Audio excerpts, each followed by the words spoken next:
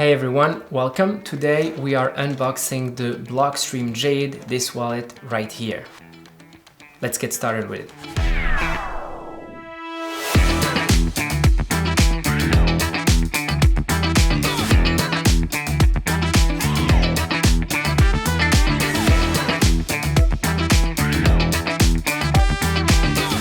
Here is the Blockstream Jade right here in my hands. It's quite compact, it's quite sturdy. You can have it in different colors. I have the green one right here, the original one, the jade green one, the white clear one, and a black one. There's many other colors. You can have it in orange Bitcoin. So this wallet is a Bitcoin only wallet. It doesn't do any other crypto. It supports another network, not really another crypto, but another network, which is the Liquid network. It's a side chain for Bitcoin on which you can have Bitcoins one-to-one with the Bitcoin network. It's a convenient chain to use when the Bitcoin network fees are quite high. So it's a very affordable wallet, maybe one of the probably the cheapest hardware wallet I know of. And it has many interesting features that other wallets don't. It packs a lot of things in here, actually much more than a lot of wallets you can see around here. First, it has a camera. It has a roller switch right here to move between options to change settings. And it has a button, first one right here, it's like a yes button to validate. And one here to go back or to close to turn off the wallet. You can plug it with USB-C, and it also has a battery. So you can transport it quite easily without having to plug it, and you can use it in 4 different ways. The first way is using a USB cable. You can just plug it to the wallet and then plug this to your computer or to your phone. It also has a Bluetooth chip, so you can use it wirelessly with Bluetooth and transmit information about transactions you want to sign on the wallet, then sign the transaction and send back the signed transaction to your app on your phone or on your desktop. And the third way is using the camera. So that way it's called an air-gapped mode because you're actually not directly interacting using a medium or a channel that you cannot easily observe. With the camera, you're basically scanning the transaction information from your phone or your laptop or desktop as QR codes. So you can actually see and decipher the information being transmitted with any QR code scanner that you probably have on your phone. And then the wallet will take that information, the information about the transaction, sign the transaction, and show you the signed transaction as QR code. So you can again scan it and ensure that what's being transmitted between the laptop and the wallet is nothing malicious. And then you can use your app to basically show the QR codes of the signed transaction, and the wallet app you're using will be able to take that information and use it to broadcast the transaction. And the last way, which is like the most advanced secure scheme it has, is that it has a completely stateless mode. So in that mode, the wallet, each time you turn it off, will forget about any seed information recorded on it. So this is very different from other wallets you see here. It will basically keep the seed, the 24 words, all 12 words you have in memory, which is kind of risky because if someone finds your wallet, they have to crack the PIN code. This wallet also has a PIN code if you keep the seed on it using one of the 3 first ways we just discussed, the cable, the Bluetooth, or the camera mode to keep a seed and then sign with that seed. It's just that the PIN code is easier to find than the seed. Anyone can try to crack it. If you get it wrong too many times, the wallet will erase, reset itself, but still someone could find the PIN. It's easier to find. So the stateless mode that this wallet has, and a few others, but this one has it too, is that the wallet will forget about the seed each time you turn it off and on. So that means that you need to have your seed not too far away and re-import it each time you need to transact with the wallet. So this is a great setup actually for cold storage, where you want to be sure that your seed is completely secure. And in that case, what you can do is write the seed as a QR code, like it's shown right here, because the QR code is going to take an instant to scan. So that way you only have to protect your seed as a QR code, and if even someone finds your hardware wallet, it doesn't change much because there is no information on the hardware wallet. It keeps erasing its memory each time you turn it off. The wallet supports Bitcoin, single signature, multi-signature, and Liquid, single signature and multi-signature, which is the one-to-one sidechain with Bitcoin that can be quite convenient when the transaction fees are too high.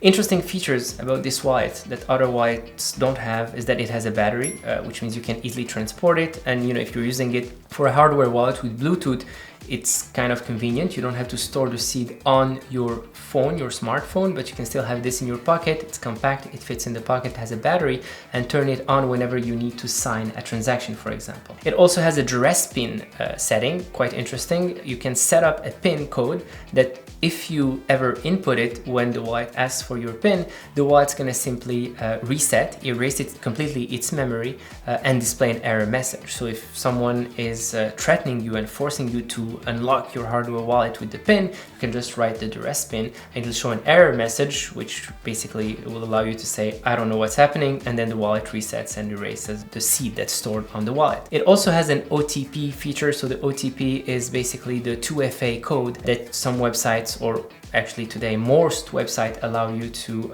import on your authenticator app on your phone, like the Google Authenticator app or any other authenticator app. This wallet can actually import those codes, and then if you connect it to the Bluetooth or a cable, which will allow it to get the time, it will be able to show you the 6 numbers you need to input that change every 30 seconds when you're using, I don't know, Google or any other platform that uses 2FA, which is more and more common. So you can import those in this wallet, which is also quite interesting. Extremely affordable. Very few hardware wallets are this cheap. It's probably the cheapest I know of, but it still packs a lot of feature, and it has advanced security schemes from, you know, using a cable to using a stateless mode, which allows you to completely secure your seed outside of any electronics device and only import it for the short duration you need to transact with it. There's also a firmware for this wallet that doesn't deactivates the Bluetooth, so you're completely sure that the Bluetooth cannot be used in case, you know, you have some doubts about the security of using Bluetooth or even having Bluetooth on your wallet. And it even has some funny features, like there's a firmware for this that allows you to mine with the chip. It's called an ESP32 chip that's on this wallet. So you can install that firmware and then, you know, mine with this. So it'll never find any blocks. It's called the lottery miner because the probability that you find a block is extremely, extremely low, but you can still mine with it for fun. It'll show you the hash rate you have on this and other information about the Bitcoin mining network if you are curious about it. This wallet is completely open source. The hardware is open source, the software is open source, everything is open source. It's based on the chip I just mentioned, the ESP32 chip, and actually you can buy many devices on Alibaba and other websites that will have an ESP32 chip, small electronic devices with a display and a button, and have an ESP32 chip, and you can then yourself flash the Jade firmware on that chip. So if you want, you can buy one of those $15 LilyGo ESP32 displays and flash the firmware yourself on it, and, you know, use it as a hardware wallet if you'd like. Since it's completely open source, it's compatible with most Bitcoin wallets. So you can, you know, any wallet will basically support this, either through the air-gapped mode with the camera, or through Bluetooth, or through cable. You actually never have to use the Blockstream wallet, which is called Green, not even to update the wallet. So this is great because one of the major security risks with hardware wallets, for example, Trezor or Ledger, is that you have to use the Trezor or Ledger app that is closed source to interact with your seed and to upgrade the firmware on your wallet. And that represents quite a risk because at some day they could just update that app in a malicious way and, you know, make your hardware wallet do stuff you don't want to do.